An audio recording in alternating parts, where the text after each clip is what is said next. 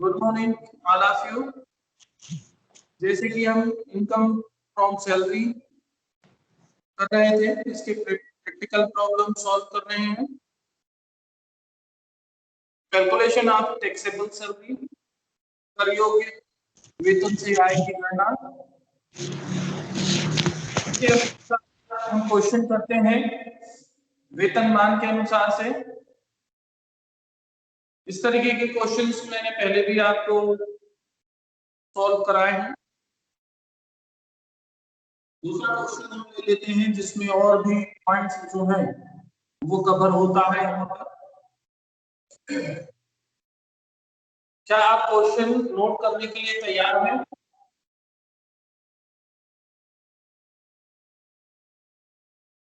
हाँ या ना आप लोग जवाब दिया करें।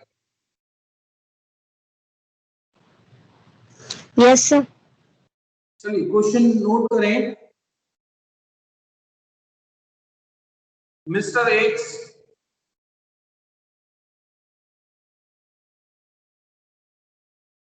मुंबई में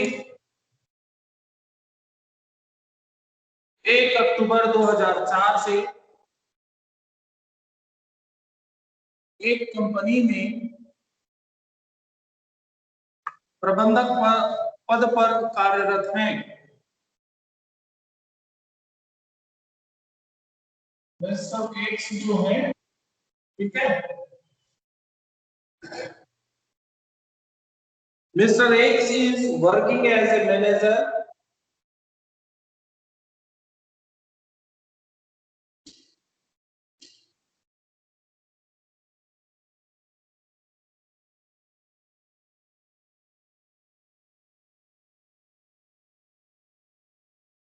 in a company is in Mumbai since 1st October 2004। 1 जनवरी 2019 से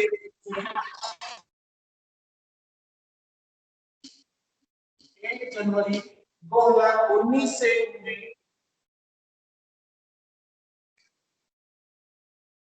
50,000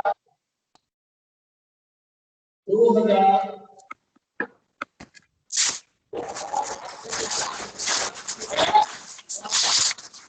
रुपए बैंक बंद रखेंगे का वेतन मान दिया गया।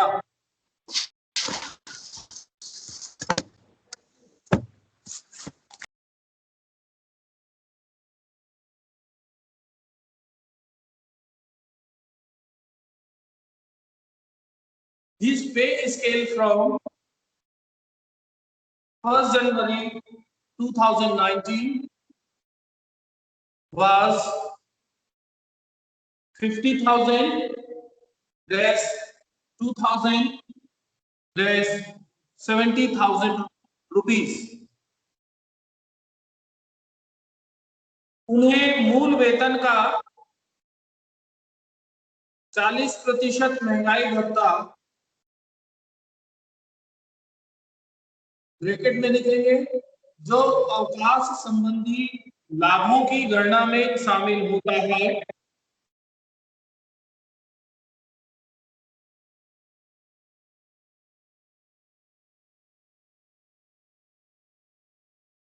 He receives fairness allowance 40% of basic salary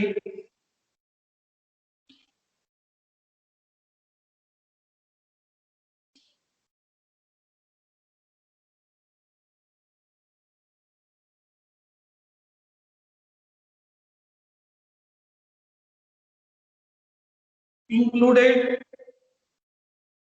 in computation of benefits of retirement। 2,000 रुपए प्रति माह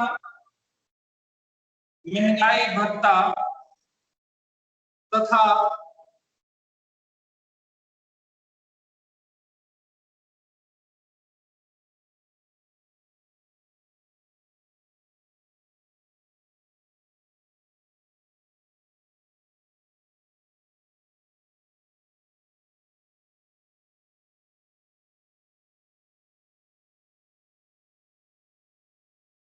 तथा 4,000 रुपए प्रति माह यात्रा भत्ता भी मिलता है।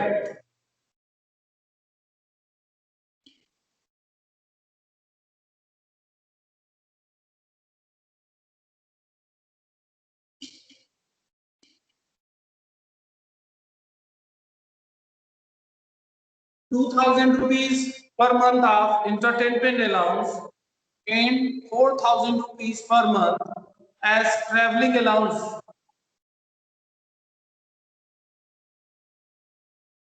उन्हें अपने 2 पुत्रों के लिए ₹300 प्रति माह प्रति बच्चा शिक्षा भत्ता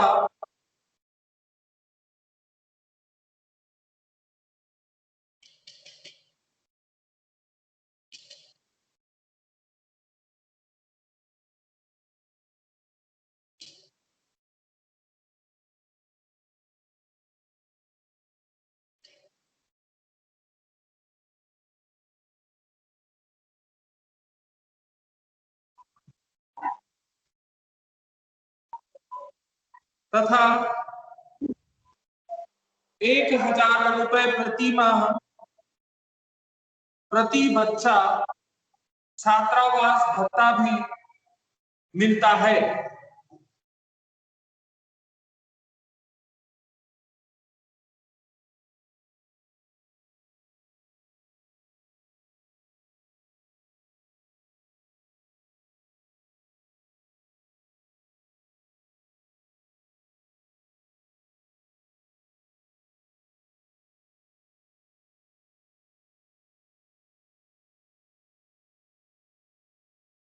ओके, नोट करेंगे इसमें। ₹2,000 per month of entertainment allowance and ₹4,000 per month as traveling allowance. He also receives education allowances ₹300 per month per child for his 2 sons and hostel allowances ₹1,000 per month per child.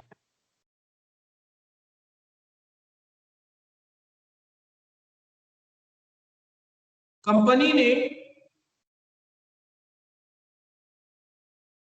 उन्हें एक किराया मुक्त मकान असुसज्जित bracket में करेंगे दिया है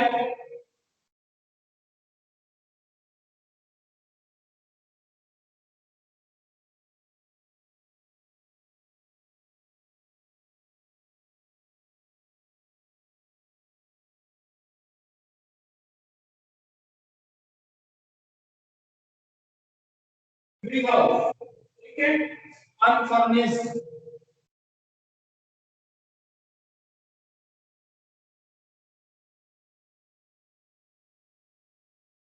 Company has provided him a rent-free house, unfurnished, जिसका उचित किराया ₹1,20,000 है। The appropriate rate of which ₹1,20,000.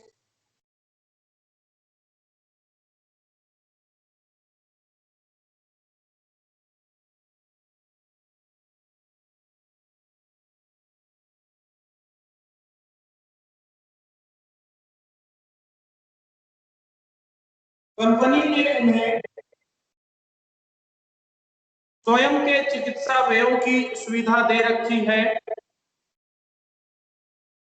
जिसके संबंध में गत वर्ष में ₹25,000 उन्हें दिए गए।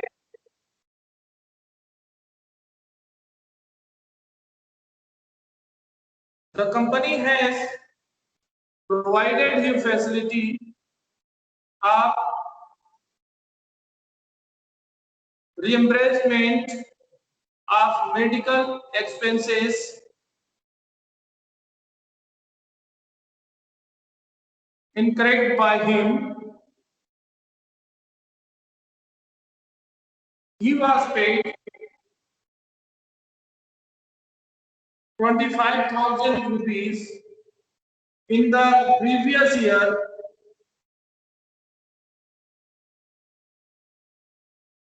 in his contract.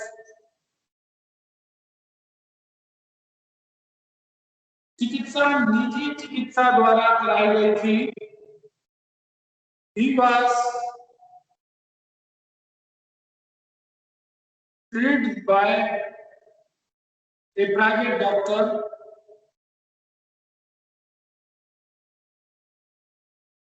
प्रमाणित भविष्य निधि में भी तथा उनका नियोक्ता दोनों में प्रत्येक का अंशदान 11% की दर से था.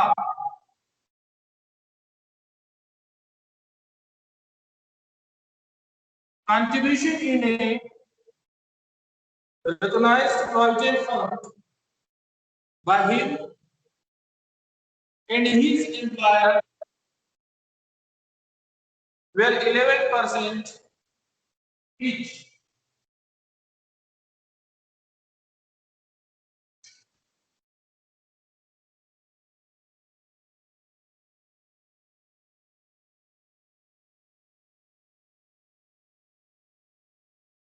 He was paid 30,000 rupees in the previous year for traveling expenses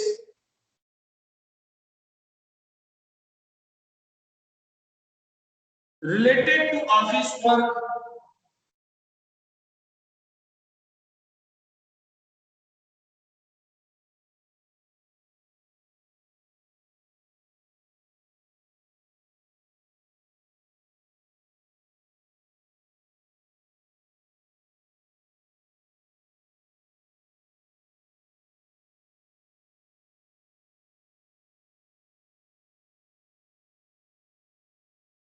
Compute his taxable salary for the assessment year 2020-21. He submits the income tax return.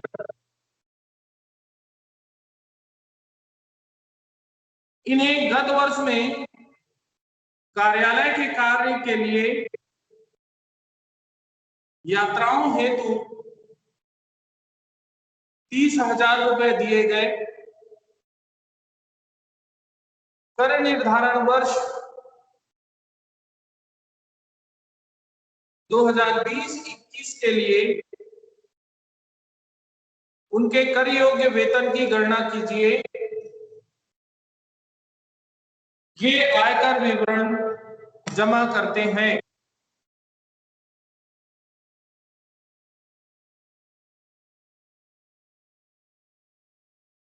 ठीक है. इस क्वेश्चन में जो महत्वपूर्ण है, जितनी भी टॉपिक है मैंने शॉर्ट में क्वेश्चन लिखा. मिस्टर एक्स जो है मैनेजर है के कंपनी में 1 अक्टूबर 2004 से उनको जनवरी 2019 से जो पे स्केल मिल रहा है 50,000, 2,000, 70,000. ये इंपॉर्टेंट है कि ध्यान रखेंगे जब बेसिक सैलरी आप जब कैलकुलेट करेंगे. फिर डीए इसको मिल रहा है बेसिक सैलरी का 40%. इंटरटेनमेंट अलाउंस 2,000 रुपए प्रति माह मिल रहे हैं. ट्रैवलिंग अलाउंस जो है 4,000 रुपए प्रति माह मिल रहा है और 30,000 रुपए ये ट्रैवलिंग अलाउंसेस में उसको ऑफिस यूज के लिए मिला. एजुकेशनल अलाउंसेस जो है 300 रुपए प्रति माह. ठीक है. एजुकेशनल अलाउंसेस जो मिल रहा है 300 रुपए प्रति माह प्रति बच्चे के लिए और उसके 2 बच्चों के लिए उसको मिला. और हॉस्टल अलाउंसेस जो है 1,000 रुपए प्रति माह मिल रहा है उसको प्रति बच्चे के लिए. कंपनी ने उसे एक मकान भी दे रखा है जो किराए पर है. उसका एक्सपेक्टेड जो है 1,20,000 रुपए को देता है. फ्री हाउस होल्ड जो कि अनफर्निश्ड है, असुसज्जित मकान मिला हुआ है. ठीक है. प्रोविडेंट फंड में नियोक्ता यानी उसके स्वयं का और उसके ऑनर का जो कंट्रीब्यूशन है वो 11% है.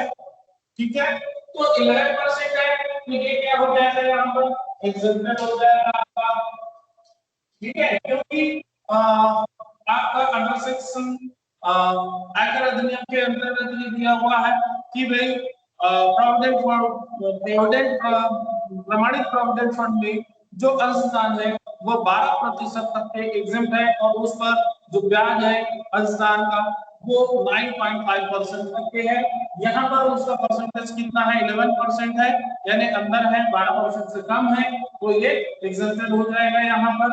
अब इस क्वेश्चन में जो आपका मुख्य बिंदु है वो कौन सा है, फ्री हाउस होल्ड जो मिला हुआ है इसको, तो salary for valuation of rent free house, इसका आपको कैलकुलेशन करना पड़ेगा।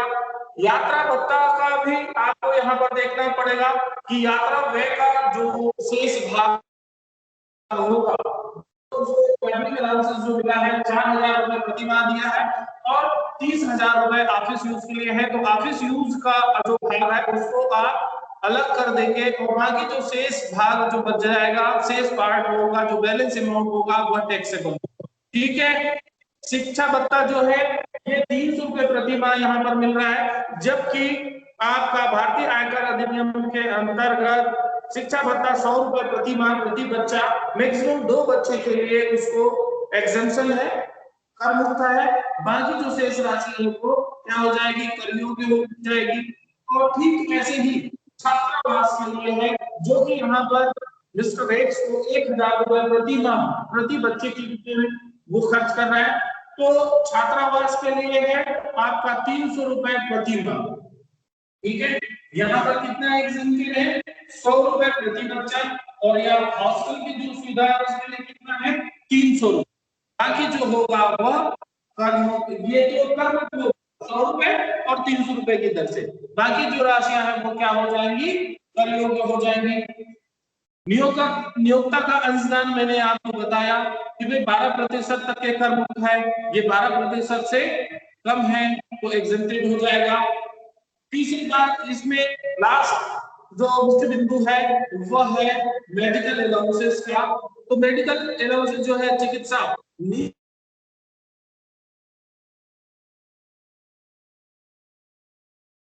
ठीक है, तो निजी चिकित्सा जो है इससे जो कराई गई है तो इसमें निजी चिकित्सा के द्वारा इलाज कराया गया है, तो यहाँ पर उसको कितना है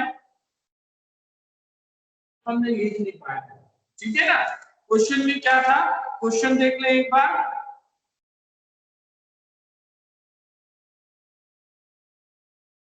कंपनी ने उन्हें स्वयं के चिकित्सा व्ययों की सुविधा दे रखी है जिसके संबंध में गत वर्ष में 25,000 रुपए उन्हें दिए गए।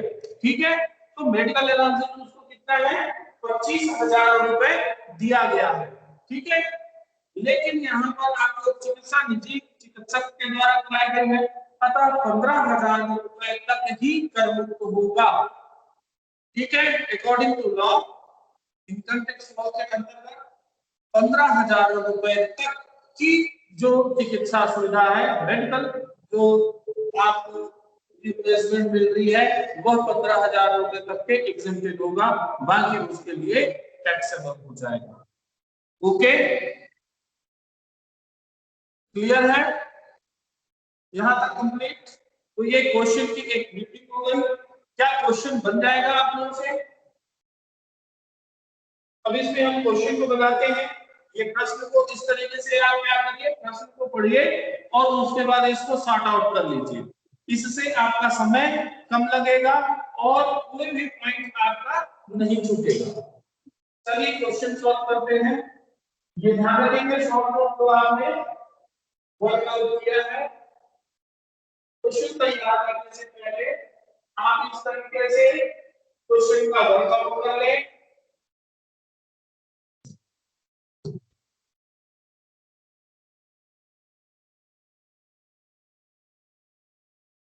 टैक्सेबल सैलरी कैलकुलेट करें,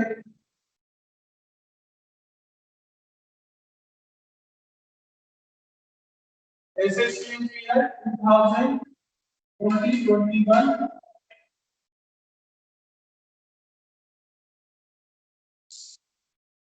ठीक है, अब शुरुआत करें सैलरी से।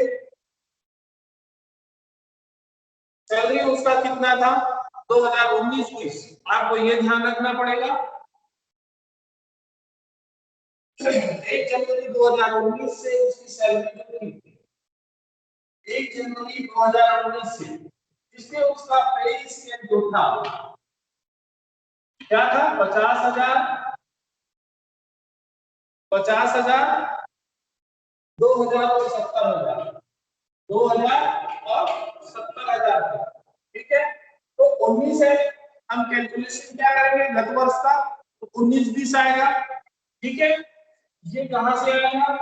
1 अप्रैल 2019 टू 31 मार्च 2020। ओके, ठीक है। अब इसमें आप ये देखिए कितने माह हो जाते हैं, अप्रैल टू दिसंबर, ठीक है 9 माह, और आपका जनवरी टू मार्च 3 माह, कितना हुआ 9 और 3 मंथ। कैलकुलेशन में आप इस तरीके से करें।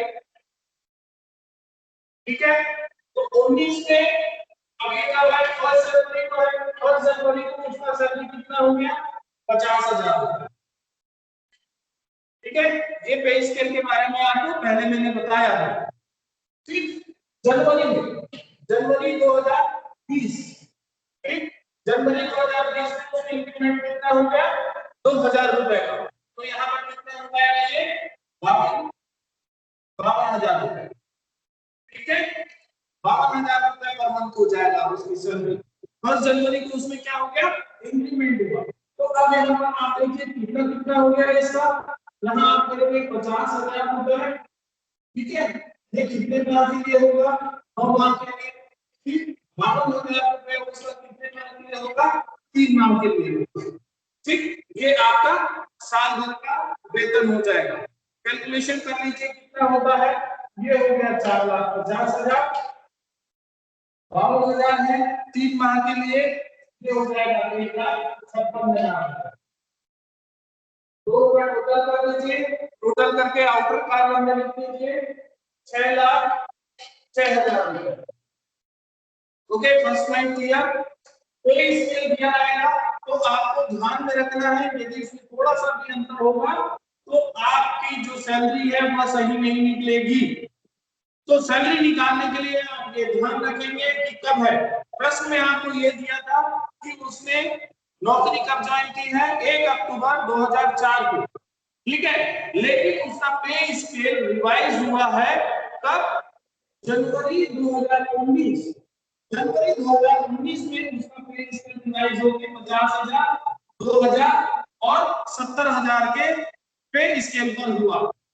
तो पे स्केल पर हुआ, मैक्सिमम मिनिमम कितना है 50,000, मैक्सिमम कितना है 70,000 का। तो ये हर साल जनवरी 2019 में उसको इंक्रीमेंट कितनी मिल रही है 2,000 रुपए की मिल रही है।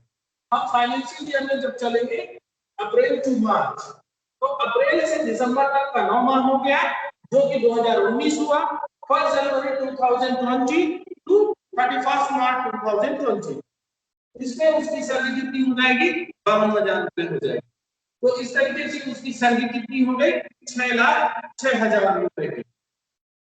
ठीक है, नेक्स्ट उसको क्या मिला था, डीए मिला हुआ है। डीए, डीए क्या था, उसको कितना मिला था 40% ऑफ बेसिक सैलरी। ठीक है, अब बेसिक सैलरी उसका कितना हो गया आपका 6,06,000 रुपए, इसका 40% दे दीजिए, कितना हो जाएगा 2,42,000। ठीक है, 2,42,400 कैलकुलेट कर लेंगे, गड़बड़ होगा तो बताइएगा। ठीक है, इसके बाद इसको इंटरटेनमेंट अलाउंस मिला है,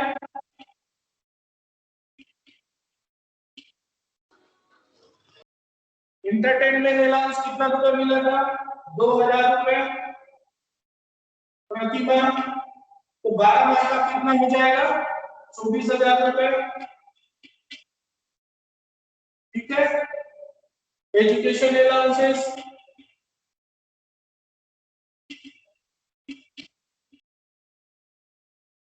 एजुकेशन अलाउंसेस में आप यहाँ पर कैलकुलेशन कर लीजिएगा। इसमें एजुकेशन अलाउंसेस उसको कितना मिला था उसको अलग से कैलकुलेट करके फिर आप यहाँ आप कर सकते हैं। एजुकेशन अलाउंसेस जो है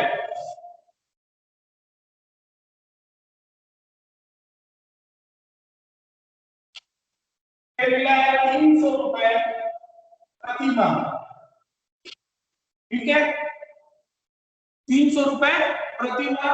और कितने बच्चे के लिए? 2 बच्चे के लिए। तो इसको क्या करोगे? 300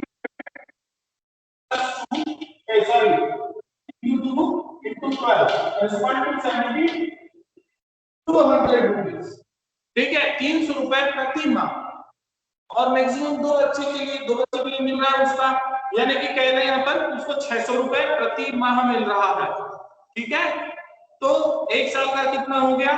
7200 रुपए हो गया। और अकॉर्डिंग टू लॉ एग्जेम्पशन कितना है उसका? एग्जेम्पल कितना है? एग्जेम्पल 100 रुपए प्रति बच्चा, ठीक है, 2 बच्चे के लिए 12 माह। तो कितना हो जाएगा? 200 रुपए प्रति माह हो गया। 12 माह के लिए कितना हुआ? 2400 रुपए। ये माइनस कर दीजिए इसमें 7200 में 2400 रुपए माइनस कर दीजिए आप, तो कितना हो जाएगा? 4800 रुपए। आपका वर्किंग हो गया, वर्क कर दीजिए, ठीक है। ये अलाउंसेस हो जाएगा टू चाइल्ड, कितना आया? 4800 रुपए, ठीक है। ये आप रिमार्क कर सकते हैं यहाँ पर 1, ठीक, वर्किंग नोट 1 हो गया। इसको भी आप वर्किंग नोट में ले सकते हैं, इसको आप लेते हैं वर्किंग नोट 1, ठीक है। इसको आप कम कर लीजिए, ये साइड में करते जाए, उसकी एक एक पॉइंट को आप शो करें, बताएं कि आपका अमाउंट कहां से आ रहा है, ठीक है। नेक्स्ट है इसमें हॉस्टल, हॉस्टल अलाउंसेस जो है, ठीक। आप इसके लिए वापस चले जाएं, फिर इधर हॉस्टल के लिए क्या बोला था? हॉस्टल अलाउंस क्या हो जाएगा? Working note 3।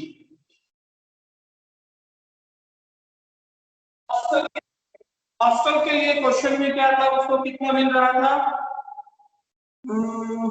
देखिए 1000 रुपए, ठीक है, 1000 रुपए प्रति बच्चे की दर से मिल रही है उसको, ठीक है। कितना बच्चा हुआ?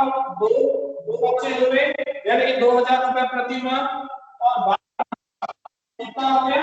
24,000 रुपए। अब अकॉर्डिंग टू लॉ आयकर अधिनियम के अंतर्गत हॉस्टल अलाउंसेस 300 रुपए प्रति बच्चा, दो बच्चे के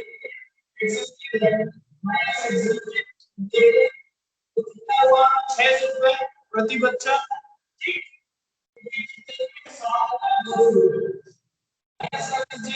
24,000 में 7,200 रुपए,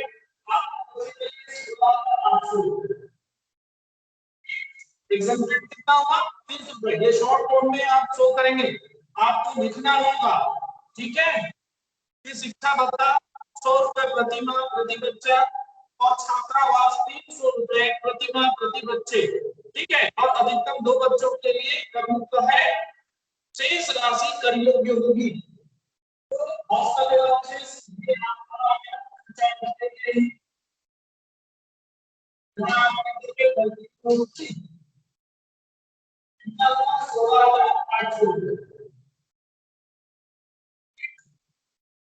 नेक्स्ट आगे बढ़ गए। आगे क्या? ट्रैवलिंग अलाउंसेस, ट्रैवलिंग अलाउंसेस है,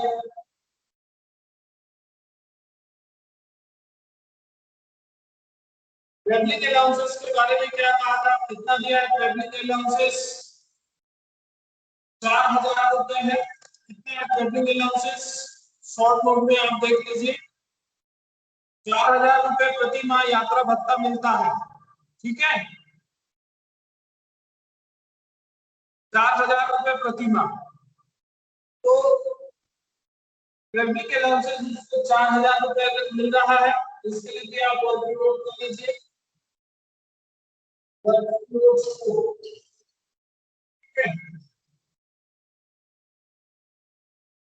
ट्रैवलिंग अलाउंसेस के लिए 4000 रुपए, 12 माह का 45000 रुपए। ट्रैवलिंग अलाउंसेस के लिए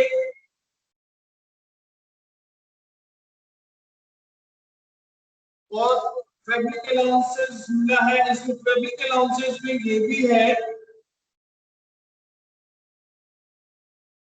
उन्हें गत वर्ष में कार्यालय के कार्य के लिए यात्राओं हेतु 30,000 रुपए दिए गए। यानी कि इसमें माइनस कर देंगे आप एक्चुअल एक्सपेंसेस को,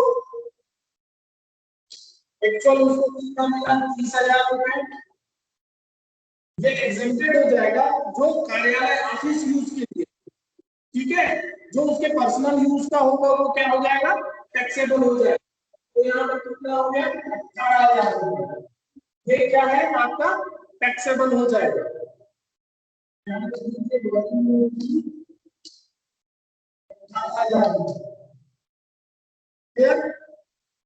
नेक्स्ट और क्या चीज बच गया है, मेडिकल एक्सपेंसेस।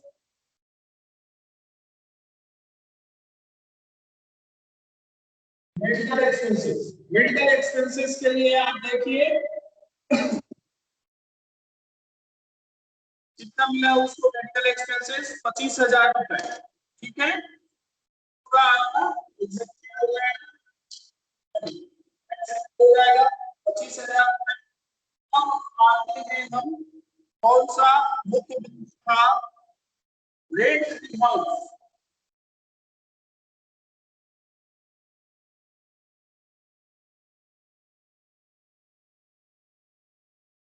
रेंट हाउस इधर हो चुका है आपका,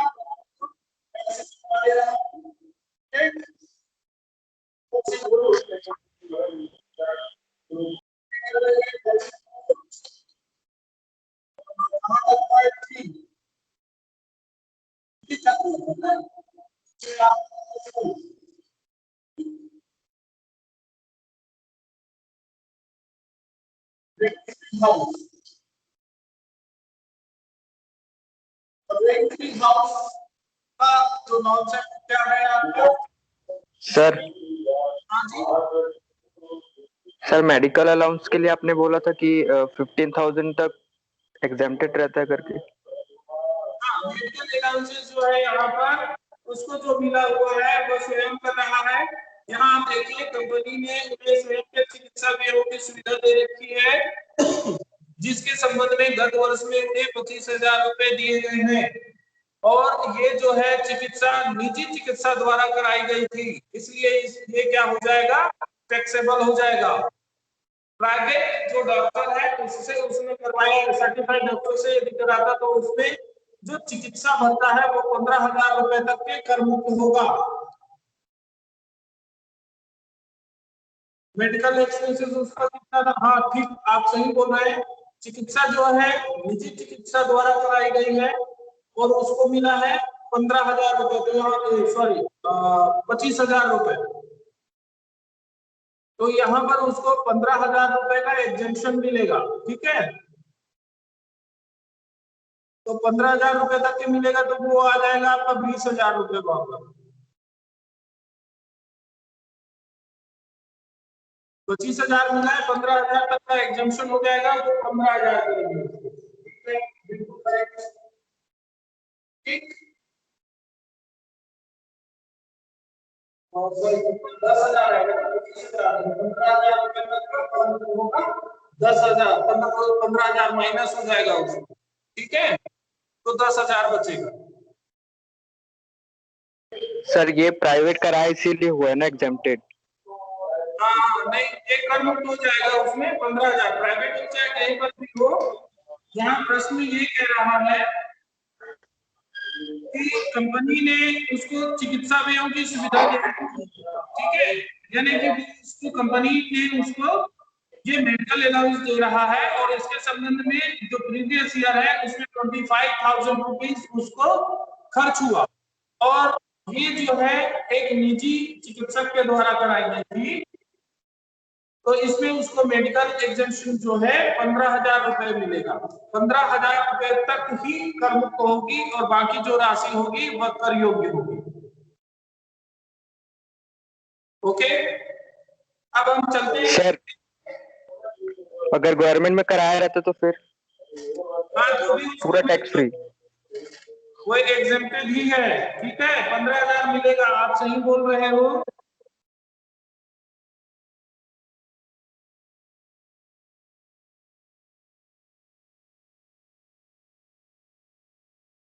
आप सही बोल रहे हैं, वो क्लियर है वो। ठीक है, 15,000 रुपए तक के मेडिकल जो है उसमें एग्जेम्पशन होगा। ठीक,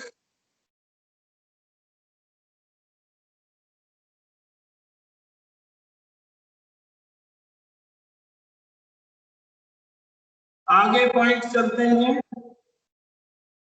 कौन से पॉइंट पे पहुंचे थे? हाँ, rent free house. Rent free house, अब इसमें आप देखिए कि उसका कितने रुपए होता है। इसमें सारी चीजों को आप क्या करेंगे, ऐड कर देंगे। कौन कौन सी चीजें आ जाएंगी? Salary, DA, entertainment allowance, education, ठीक, हॉस्टल, ट्रेवलिंग, सारे आप जोड़ दीजिए। जोड़ने के बाद कितना आ रहा है देखिए, कितना आ रहा है?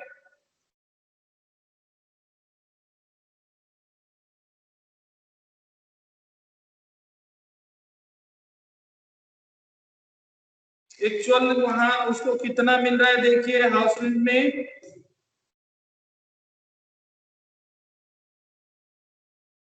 कंपनी ने उन्हें एक किराया मुक्त मकान असुसज्जित दिया हुआ है। ठीक है, सुसज्जित नहीं है, असुसज्जित है, जिसका उचित किराया 1,20,000 रुपए है। ठीक, 1,20,000 रुपए, तो 1,20,000 रुपए उसका किराया है।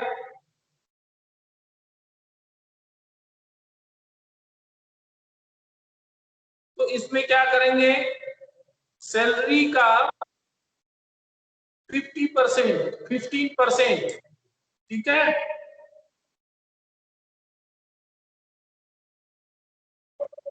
तो सैलरी का 15% आप देखिए कितना आता है, सैलरी आप जोड़िए।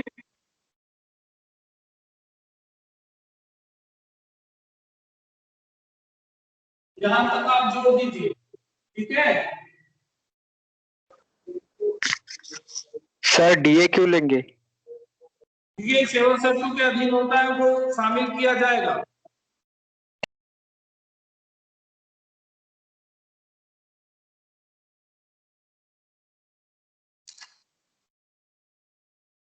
जोड़े देखें कितना आ रहा है। सर टोटल आ रहा है 912200। ठीक है, उसका 15% निकालिए।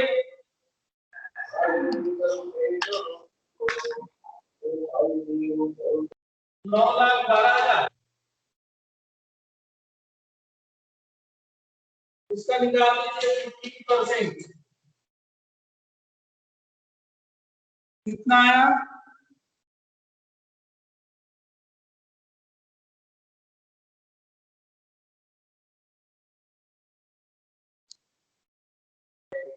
सर 9,12,200 आ रहा है।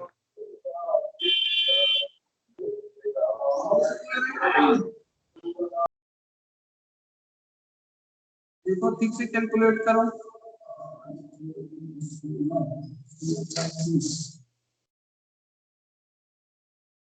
नहीं, 200 कहां से आएगा? 16, 16, 4, 20, नहीं दिया है, 200 दिया है, 9,12,000 ही आएगा। इसका 15% निकालें, 15% कितना आएगा? 1,36,800। हाँ सर ठीक है, 1,36,800। ठीक, टोटल कर दीजिए इसको। होगा आपका ग्रॉस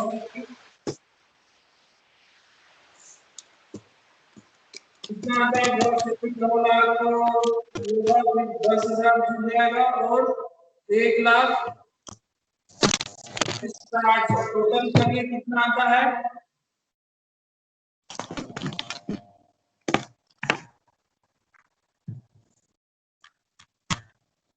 टोटल करिए, टोटल में फिर माइनस करेंगे स्टैंडर्ड डिडक्शन, स्टैंडर्ड सेक्शन 16 के अंतर्गत कितना 50,000 रुपए, इसको माइनस कर देंगे तो आपकी टैक्स एग्जेम्पशन निकल आएगी।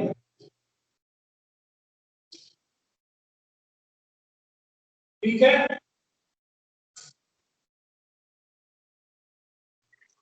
सर टोटल हो रहा है 10,58,800। 10,58,800।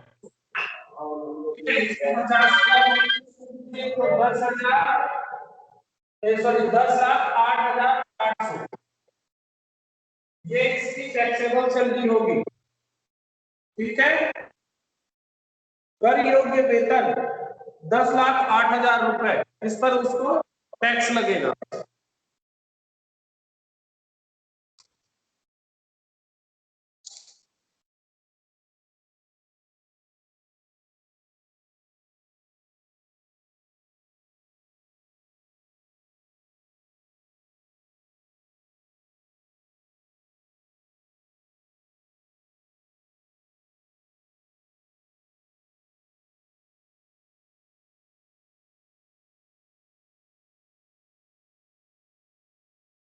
क्लियर है?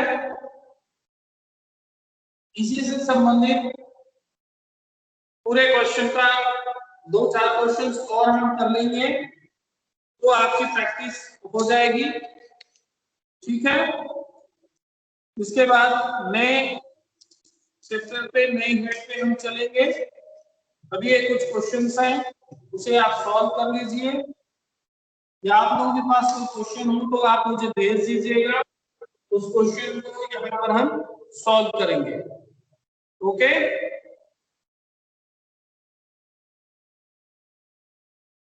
ठीक है सर। ओके, चलिए ठीक है, नेक्स्ट क्लास आपकी होगी, आप क्लास ज्वाइन कर लीजिए, है ना। आज के लिए यहीं तक।